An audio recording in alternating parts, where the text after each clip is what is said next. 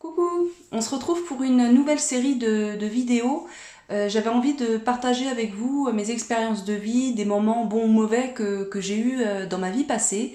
Et vu que je suis en reconstruction, pas en reconstruction, mais en rénovation, on va dire ça comme ça, en ce moment, j'aime beaucoup me replonger dans mes souvenirs, dans les photos de moi ou d'autres personnes de ma famille. Et ça me fait du bien en fait. Ça me permet de poser un peu dans ma tête les années qui passent. Parce que en fait j'ai une très mauvaise mémoire au niveau des années et j'ai du mal à me repérer dans le temps, et j'ai pensé que cette série de vidéos pouvait m'aider également à dessiner mon échelle de vie en fait, mon échelle du temps personnelle. Et je me suis dit pourquoi pas la partager avec vous, parce que voilà, comment dire, j'aime bien partager, voilà, et puis j'aime bien que les gens savent des choses sur ma vie. Donc on va commencer cette série vidéo par une expérience un petit peu particulière, car pendant une petite année, j'ai vécu avec un petit troupeau de chèvres, et je vais vous raconter cette expérience.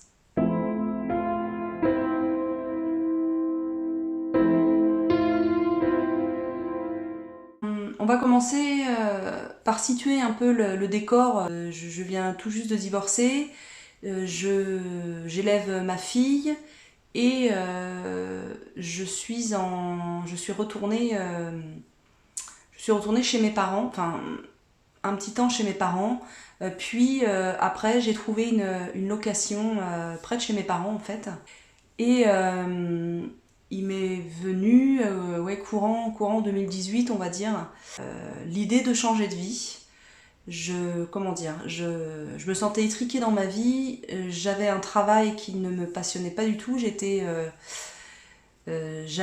auxiliaire de vie à domicile, mais je faisais énormément de ménage en fait.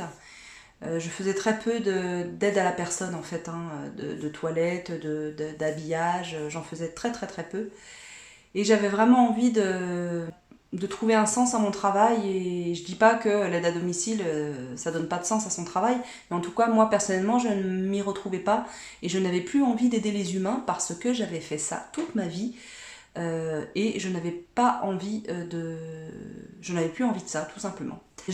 Donc j'ai réfléchi, et c'est vrai que j'ai toujours été une passionnée des animaux. J'ai toujours beaucoup aimé les animaux quand j'étais petite, et même en tant qu'adulte, enfin jeune adulte et adulte. Et cette passion ne m'a pas quittée quand j'ai eu ma fille. Donc Madilou avait 4 ans, ouais, 4-5 ans, et commençait à germer cette idée-là. J'en ai parlé à ma mère, et je me suis dit tiens, moi ce que j'aimerais faire, j'ai un rêve, c'est d'avoir un petit troupeau de chèvres, d'avoir ma petite ferme, et puis d'essayer d'en vivre un petit peu, et de tout faire moi-même, et d'être indépendante. Je ne voulais plus être employée, ouvrière, manutentionnaire. C'est ça, je voulais retrouver le plaisir dans le travail. Donc voilà, en 2008, ça fait son chemin, etc. Je réfléchis, je vais sur des forums, je discute avec des gens, et je me dis, je me lie d'amitié avec quelqu'un en Bretagne, un agriculteur. Alors, il n'était pas encore agriculteur, il avait quelques animaux, quelques moutons, etc., mais il n'était pas agriculteur. Et du coup, lui aussi voulait faire, comme on dit dans le jargon, voulait faire de la chèvre. On a bien sympathisé. Et donc a germé l'idée de s'associer en fait tous les deux. Et on ferait l'élevage dans sa ferme en fait. Enfin dans sa ferme. Il avait beaucoup de champs, etc. Et il pouvait accueillir totalement un troupeau de chèvres. Au bout de quelques mois, on se met d'accord pour que je vienne quelques jours vivre chez lui et sa famille. Il avait une femme, 3 enfants, il avait une quarantaine d'années à l'époque. Voilà, c'était le deal. Je venais quelques jours et je découvrais un peu sa maison, sa famille, la région, si je m'y plairais, parce que c'était dans le Finistère, près des Monts d'Arrée, si vous connaissez. C'est une très très chouette région. Je vais en séjour là-bas. À l'époque, je venais juste de rencontrer, donc à l'époque c'était mon amoureux, mais de rencontrer mon mari.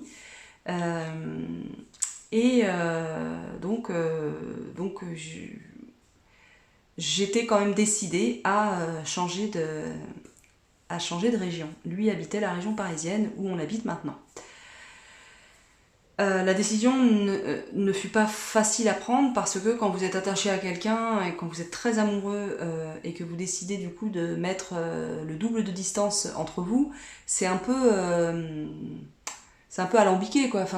Mais je voulais absolument, j'étais déterminée à pousser mon projet jusqu'au bout, à aller jusqu'au bout avec ce projet d'élevage de chèvres. Donc je vais chez la personne, dans sa famille, voilà, tout se passe bien, même si je trouvais qu'il y avait une ambiance un peu tendue, mais je me suis dit chacun est différent et voilà quoi, c'est pas très très grave, je veux dire, j'allais pas vivre avec la famille quoi, j'allais travailler avec l'homme de la maison. Mais déjà à l'époque, quand j'y suis restée, je sais pas, quelques jours, alors j'y suis allée sans ma fille, bien entendu, je l'avais laissée chez mes parents. Mais déjà à l'époque, j'aurais dû... j'étais pas très à l'aise en fait, loin de mon chéri, loin de mes parents, etc. etc. C'était un petit peu compliqué ces jours. Et c'est vrai que je découvrais en fait, je découvrais ce métier, je découvrais, parce que lors de ce séjour, on a été voir en fait des éleveuses de chèvres, etc., etc., que j'avais rencontrées sur le forum, des femmes absolument formidables, d'une gentillesse extrême et de plein de conseils. J'ai vraiment beaucoup appris grâce à elles. Et, mon amoureux me manquait déjà au bout de quelques jours. Je ne me démonte pas. La région, par contre, je l'adore, je trouve ça magnifique. Et quelques mois plus tard, je pars m'installer donc, dans les Monts d'Arrée. Je loue une petite maison. À l'époque, j'ai fait une rupture conventionnelle. Donc je touchais location chômage parce que j'avais travaillé suffisamment d'années, mais qui s'élevait à très très peu, hein. Je gagnais très très peu à l'époque, enfin comme maintenant en fait. J'ai jamais été quelqu'un qui gagne très très bien sa vie, malgré les boulots difficiles. Donc courant 2009, je loue une maison et je vais travailler dans la ferme de mon associé, parce qu'on n'est pas associé, enfin on n'a fait aucun papier, etc. Et je commence, déjà il avait des moutons, donc à m'occuper des moutons, et puis il avait déjà acquis quelques petites chèvres, donc des chevrettes, mais qui n'étaient pas pleines, donc une chèvre qui n'est pas pleine et qui n'a pas mis bas, ne peut pas faire de lait, hein, c'est un mammifère, donc il faut absolument qu'elle ait un petit, comme le lait de vache quoi. Mon amoureux vient me voir un week-end sur deux. Il faisait tous les 15 jours, il faisait 1200 km pour venir me voir, pour venir passer le week-end, ce qui était juste formidable quoi. Enfin, il y a très peu de personnes qui feraient ça pour quelqu'un en fait, et il a été vraiment un soutien indéflectible de ce projet, et il m'a apporté une aide mais monumentale lors de ce projet, et je le remercierai jamais assez, parce que je vous expliquerai après, mais voilà, je le remercierai jamais assez de toute l'aide qu'il m'a apporté en fait. De toute façon, depuis le début jusqu'à maintenant, c'est quelqu'un de très humain, de très généreux et de très compréhensif, et je l'aime quoi. C'est mon amoureux, c'est mon mari. Donc à l'époque, la vie suit son cours. Ma maison que je loue, j'en suis pas très satisfaite, parce que Elle est extrêmement humide. La maison où je suis est vraiment, commence à être un peu insalubre et elle commence à sentir vraiment le moisi, etc. Et je ne suis pas du tout à l'aise dans cette maison. Donc les mois passent et rapidement je cherche une autre maison. Avec mon partenaire de travail, mon associé, ça se passe de plus en plus mal. Je me rends compte que c'est quelqu'un qui est juste... comment dire, qui est intéressé beaucoup par l'argent, qui manipule et qui profite en fait de moi. Je deviens à certains moments la petite ménagère de la maison et je m'occupe des enfants et j'étends le linge et enfin, je fais plein de choses que je ne devrais pas faire, quoi. Enfin, je n'étais pas la jeune fille au père de la famille ou la nounou de la famille ou la gouvernante, quoi, enfin, ou la femme de ménage. Et je me rends compte que j'en fais de plus en plus en fait, gratuitement. Voilà. Donc bah non quoi, enfin à un moment donné voilà, je lui explique que non, je ne veux pas m'associer avec lui. Et donc il avait fait passer ça comme vu qu'il m'apprenait des choses, en fait c'était je le payais comme ça en fait, c'était un échange de bons procédés. Mais en fait je voyais pas qu'il y avait l'équilibre dans ce que lui m'apportait et moi tout ce ce que j'apportais à la famille. Et c'est vrai que c'était une famille qui parlait beaucoup de fric, constamment de fric. Ils ne voulaient pas lâcher un copec, tout était le fric, quoi. Et de façon pas saine, quoi. Je n'étais plus du tout à l'aise et je m'étais fait des amies éleveuses et les amies éleveuses me disaient, mais Maud, enfin, ouvre les yeux, quoi. Ce mec-là, il profite de toi. On le sent pas, il profite de toi. Et cette famille aussi, et sa femme aussi. Et c'est vrai que... Et au bout d'un moment, non, j'ai dit stop, on arrête. On arrête. Donc j'ai changé de... Déjà, j'ai changé de maison. J'ai loué une autre maison, plus saine. Et je cherchais justement un terrain ou un hangar pour commencer un petit élevage à moi, en fait. J'ai été chercher, donc j'ai aménagé dans cette maison, elle me plaisait beaucoup. C'était dans un hameau, dans un tout petit hameau au cœur des Monts d'Arrée. C'est une superbe région, mais un peu beaucoup sauvage, on va dire.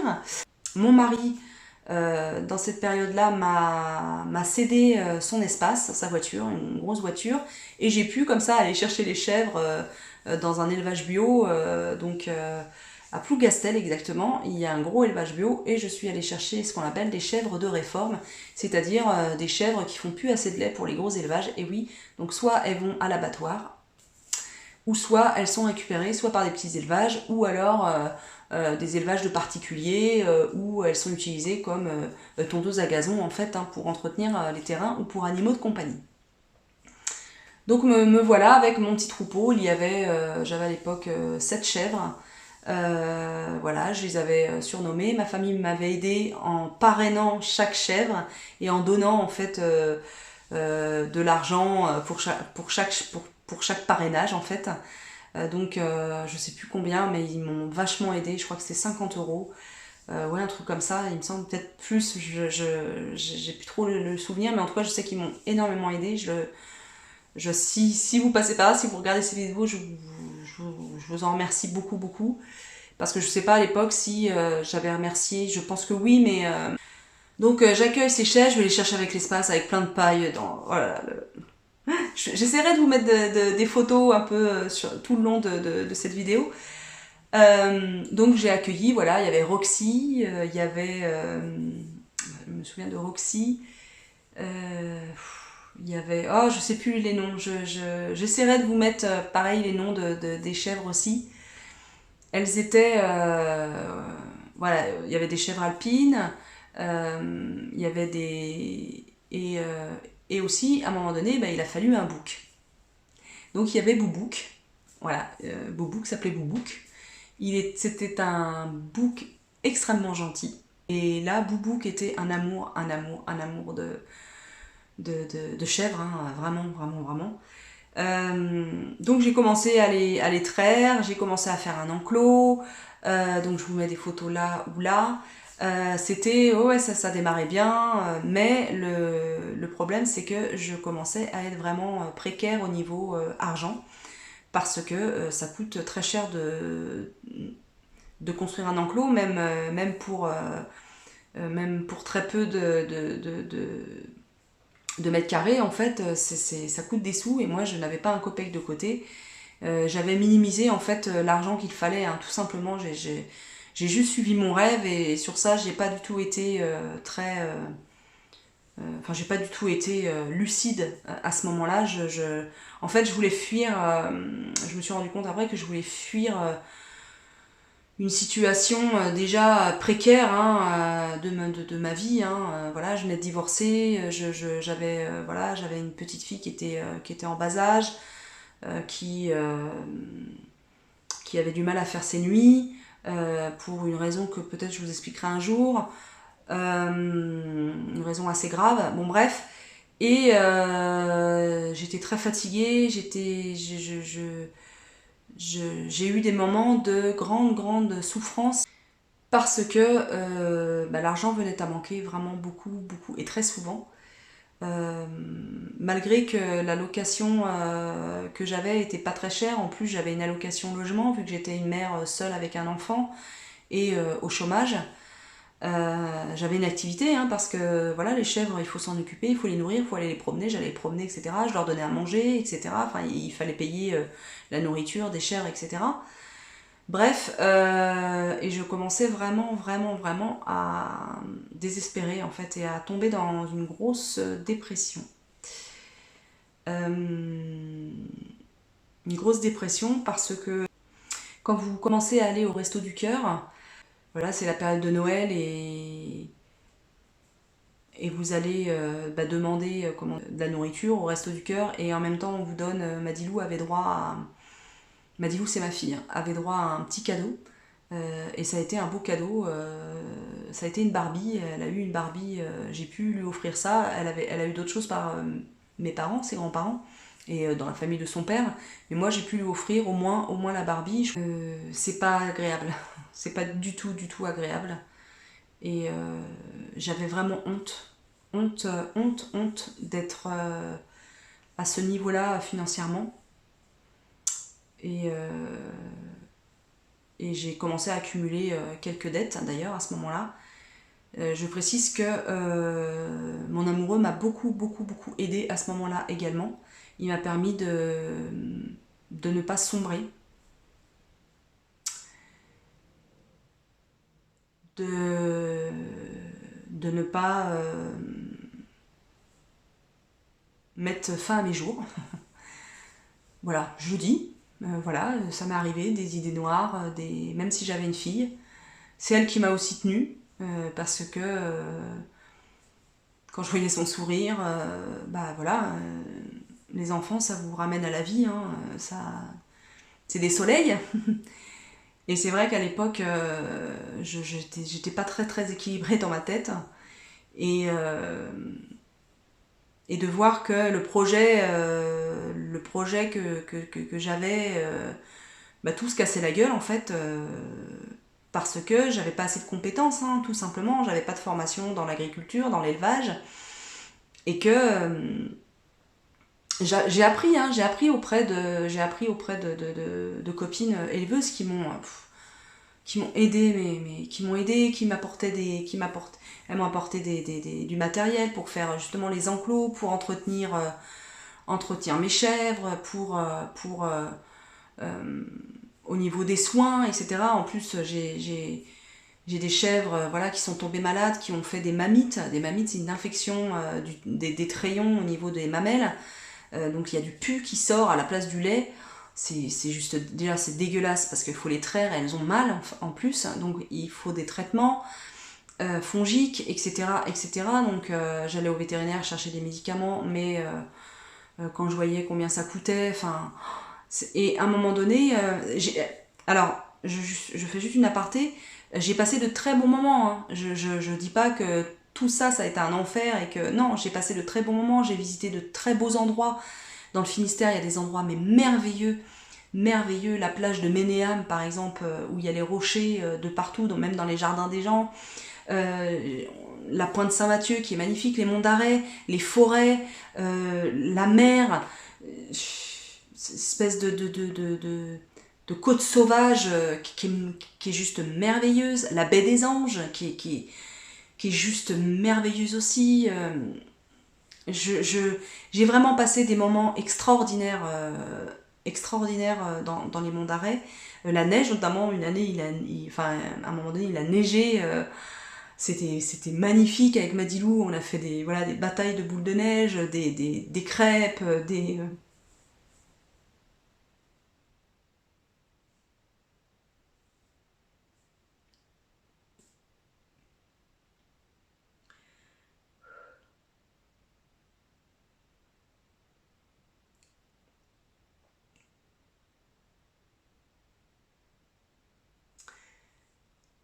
Excusez-moi.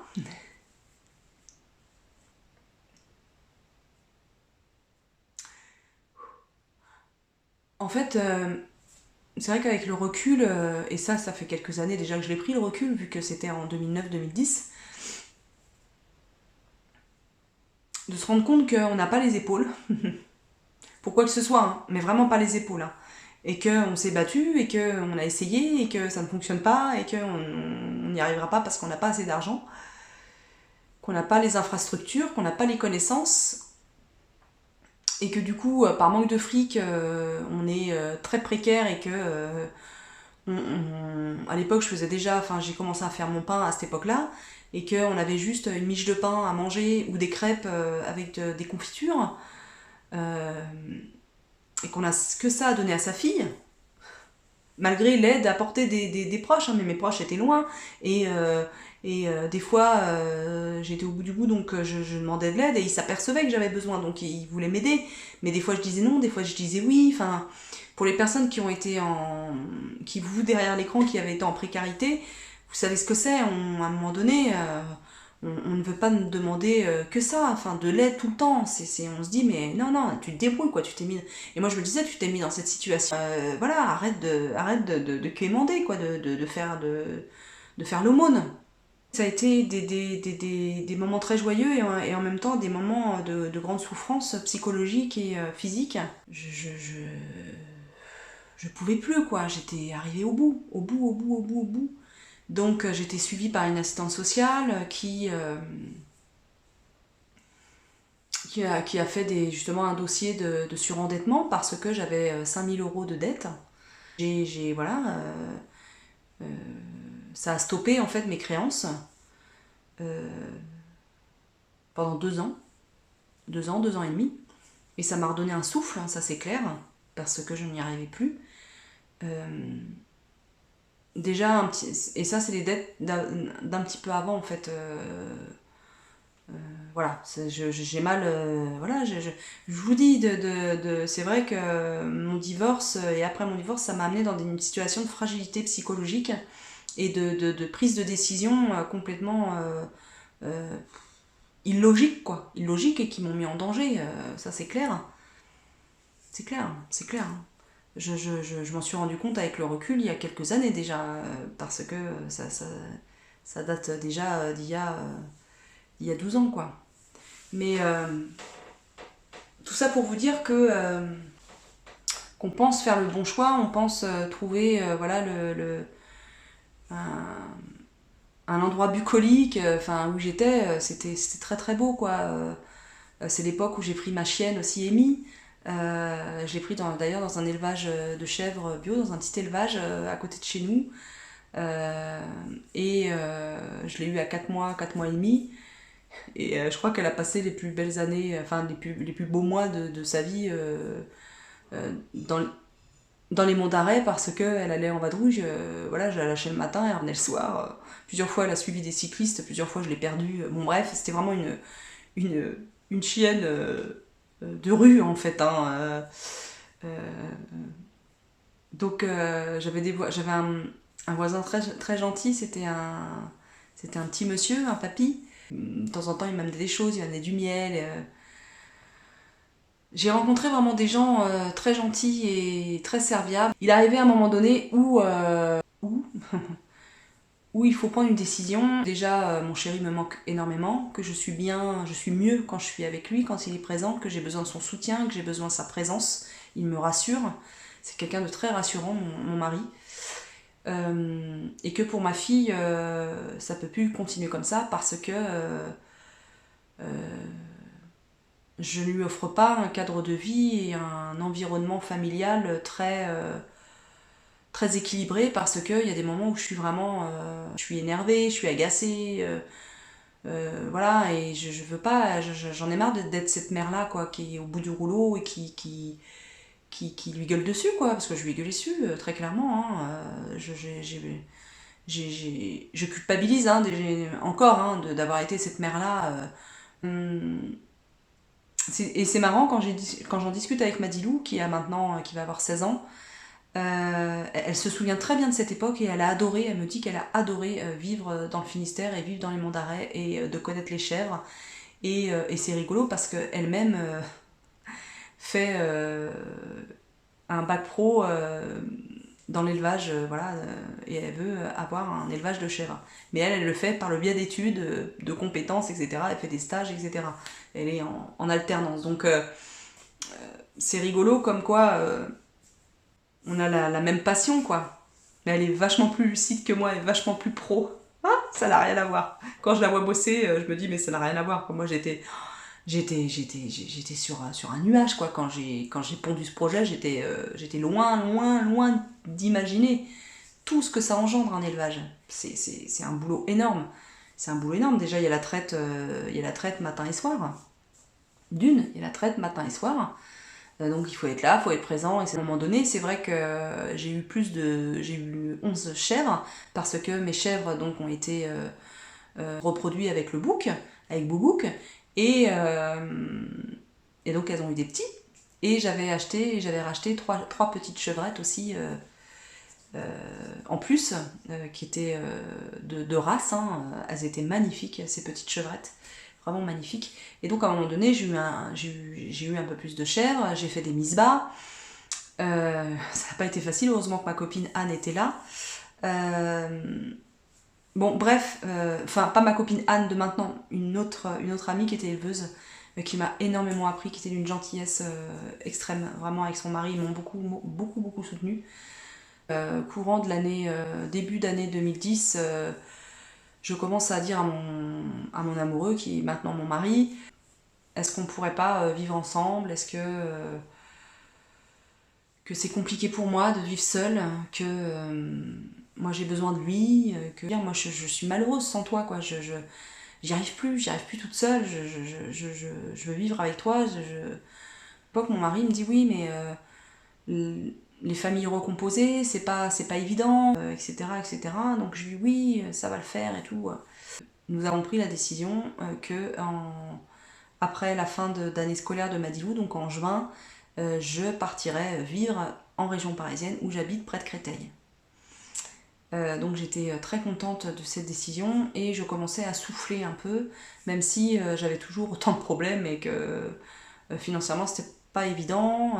Voilà, je devais retrouver quelqu'un pour ma location, ce que j'ai fait, mais tout en expliquant à ma propriétaire que j'étais vraiment dans une situation extrêmement précaire.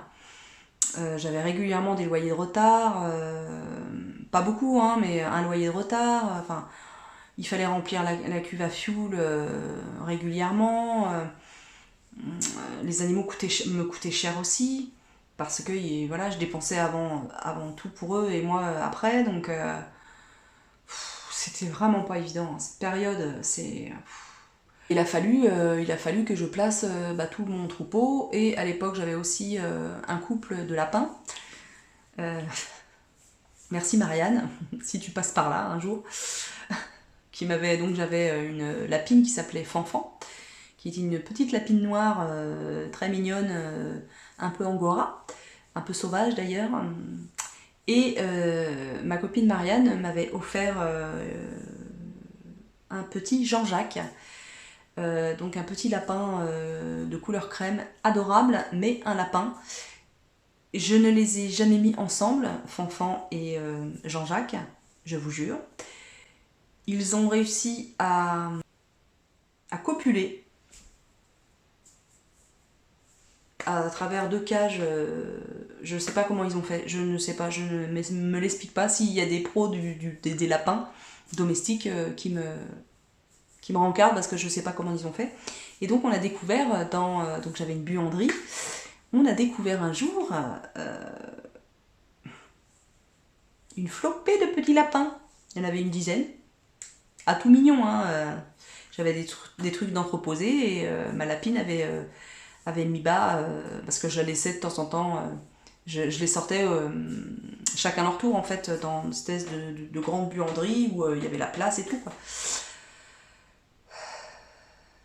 Donc quelques temps avant de faire mes bagages et d'aller en région parisienne, je devais trouver des familles pour tous ces petits lapins. Et ben j'ai trouvé à placer toutes mes chèvres chez des bonnes personnes, chez des gens adorables. Voilà, je faisais une sélection, hein, et il y a une majorité des chèvres, il y a la moitié de mes chèvres qui sont parties, comment dire, chez quelqu'un qui avait plusieurs hectares de bois et une étendue d'herbe en fait, de champs. Et qui avait une espèce de une petite propriété, un manoir, voilà, près de chez moi, près de Morlaix exactement. Donc il y a la moitié de mes chèvres qui sont partis chez lui et et chez un particulier qui voulait. Donc je savais où elle partait, j'avais demandé des photos, etc. Des photos après que j'ai cédé mes chèvres. Et donc j'ai reçu des photos où les chèvres étaient très très bien d'ailleurs. Et j'ai donné Boubouk, j'ai cédé Boubouk à quelqu'un qui se lançait dans l'élevage. Je regrette. Les lapins, j'avais rencontré. Est-ce que j'avais rencontré par le biais de l'école de Madilou ou est-ce que c'est une personne qui m'a contacté, une amie d'une amie, je sais plus trop. Et en fait, c'était une femme qui avait 5 enfants, 5 ou 6 ou 7, une très grande famille, et elle m'a pris tous mes lapins. Ils sont tous partis chez elle. Donc Jean-Jacques, Fanfan et leurs enfants. Et ouais, j'ai eu beaucoup de chance. J'ai eu beaucoup de chance qu'elle me les prenne, et voilà. Une fois toute la petite marmaille et des torrents de larmes versés parce que j'avais une honte de ne pas avoir réussi mon projet et une honte d'avoir minimisé la responsabilité que j'avais par rapport à des animaux. J'étais leur mère, hein, j'étais la personne responsable d'eux. Et je n'ai pas su mener mon projet à bout, et je n'ai pas su prendre soin d'eux et d'elles jusqu'au bout, et ça je m'en veux encore maintenant. Donc voilà comment j'ai eu un élevage de chèvres et comment ça s'est pas très très bien terminé. Je suis arrivée chez mon mari en juillet, exactement le 28 juillet 2010. Et nous avons fait notre vie tous les deux, voilà, avec nos enfants. Ça n'a pas été simple non plus, mais on y est arrivé avec des hauts et des bas. Je vais clore cette vidéo maintenant. Bon, alors c'est pas une vidéo très très... elle est empreinte de mélancolie et un peu de tristesse. Mais bah, c'est la vie, il y a des années qui sont sombres ou qui sont en demi-teinte. L'année 2009-2010 fut en demi-teinte, enfin même 2007-2010 fut en demi-teinte. Je vous remercie de m'avoir écouté, regardé, et je vous souhaite tout le meilleur du monde. Faites-moi part de vos réactions, de vos expériences de vie comme ça un petit peu en demi-teinte, ou alors de vos expériences professionnelles comme ça individuelles, en indépendance. Est-ce que ça a fonctionné? Voilà, dites-moi vous, est-ce que vous avez vécu comme ça des moments assez particuliers? Ce que je ne regrette pas en tout cas, c'est d'avoir fait la connaissance des chèvres, de cet animal si aimant, si câlin. Les chèvres sont très intuitives, sont très intelligentes, Et c'est des animaux formidables, formidables. Je suis sûre d'une chose, c'est que je les ai aimés très très fort, mes chèvres. Mon troupeau de chèvres, ça a été comme mes filles, on va dire. Et elles me l'ont rendu au centuple. C'était vraiment des chèvres hyper câlines. Et mon boubouk aussi. Et elles m'ont apporté, en tout cas, beaucoup, beaucoup d'amour. C'est ce que je retiens de positif dans cette aventure. Je vous embrasse, je vous souhaite tout le meilleur du monde. Et puis, n'oubliez pas de vous abonner si vous avez apprécié cette vidéo. Et faites-moi part de vos impressions et de vos réactions. Je vous embrasse fort et je vous dis à très, très vite. Ciao!